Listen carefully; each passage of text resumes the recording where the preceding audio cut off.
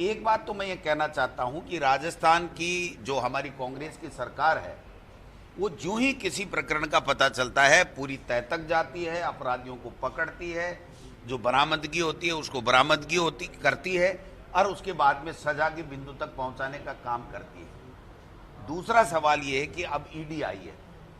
हम तो काफ़ी समय से वेट कर रहे थे, क्योंकि जो केंद्र की सरकार है, मोदी जी और अमित शाह जी की जो सरकार है, वो पॉलिटिकली टास्क लेकर के ईडी, इनकम टैक्स और सीपीआई का दुरुपयोग करती है। जैसा उन्होंने कर्नाटक में किया, जैसा छत्तीसगढ़ में कर रहे हैं, और मैं समझता हूं कि राजस्थान में भी उन्होंने अपना खेल चालू कर दिया है। हम स्वागत करेंगे उनका कि वो जो चाहें जो करें, जिस तरीके का पॉलिटिकल टास्क लेकर के वो करें।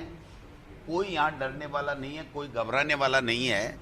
जब हम स्वयं चल करके इन दोनों तीनों प्रकरणों में पूरी तरीके से कार्रवाई कर रहे हैं, और हमारी सरकार के द्वारा नियुक्त किए हुए आरपीएससी सदस्य का जब पता चला कि इसने बेईमानी की है, इसने पेपर जो है आउट किया है और पैसे लिए हैं, भ्रष्टाचार किया है, तो उसको बाकायदा गिरफ्तार करने का काम हमारी पुलिस ने किया, ईडी ने थोड़ी किया है। अब ईडी तो राजनीतिक नौटंकी करेगी और पॉलिटिकली किनको क्रेस करना है ये शायद उनके निशाने पे होगा। अगर हमारी जांच से वो संतुष्ट नहीं होते तो एक अलग बात होती, लेकिन ये तो 12 महीने से, चाहे किरोड़ी लाल जी मीणा साहब हों, चाहे राजेंद्र जी राठौड़ साहब हों, चाहे दूसरे कोई बीजेपी के जो नए प्रदेश अध्यक्ष जी हों, ये तमाम यही तो बात कह रहे हैं। ईडी आएगी, इनकम टैक्स आएगा, सीबीआई आएगा और फिर भाजपा यहाँ राजस्थान में चुनाव जीत जाएगी। इनको गलतफहमी निकाल देनी चाहिए।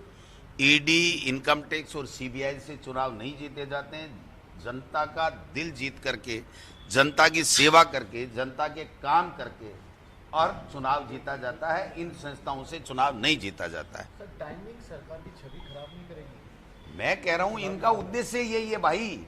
जब जो पैसे कटारा जी के पास मिले वो जब्त कर लिए, जो रीट में बेईमानी जिन लोगों ने की, पेपर आउट किया, उनको गिरफ्तार कर लिया, जो उनके खिलाफ कार्रवाई कर दी, फिर भी ये किस बेस के ऊपर क्यों आए हैं ये तो ये जाने। लेकिन मैं तो फिर कहना चाहता हूं, मैं तो स्वागत करता हूं कि आइए, कोई दिक्कत नहीं है। अगर किसी ने कोई अपराध किया है तो उसको सजा मिलनी चाहिए। बट आप बताइए कि जब हमारी सरकार अच्छे से कार्रवाई कर रही है और जो पदों पे बैठे हैं, उच्च पदों पे बैठे हैं, उनके खिलाफ कार्रवाई करने में किसी तरह की कोई हिचकिचाहट नहीं दिखा रही है, तो फिर इसके बाद में इनका क्या रोल है, मेरे तो ये समझ में नहीं आया। इसलिए मैं तो कहना चाहता हूं कि ये चुनाव के लिए गेम नहीं खेलें। अगर ईमानदारी से उनका कोई मामला बनता है तो बनाएं, जिसके खिलाफ, जिसने भी मान लीजिए जो चोरी की है, पैसा जमाखोरी की है या मनी लॉन्ड्रिंग की है, तो उसके खिलाफ मुकदमा अगर ईडी बनाती है और ईडी जांच करती है तो हमें कोई दिक्कत नहीं। अध्यक्ष जी, अगर पॉलिटिकली मोटिवेटेड एक्शन है तो जांच निष्पक्ष होगी या इसमें भी मैनिपुलेशन? आप बताइए, निष्पक्ष तो कर ही रही थी ना राजस्थान की सरकार। इनको बीच में अपना समय, श्रम, शक्ति वेस्ट करने की जरूरत नहीं थी।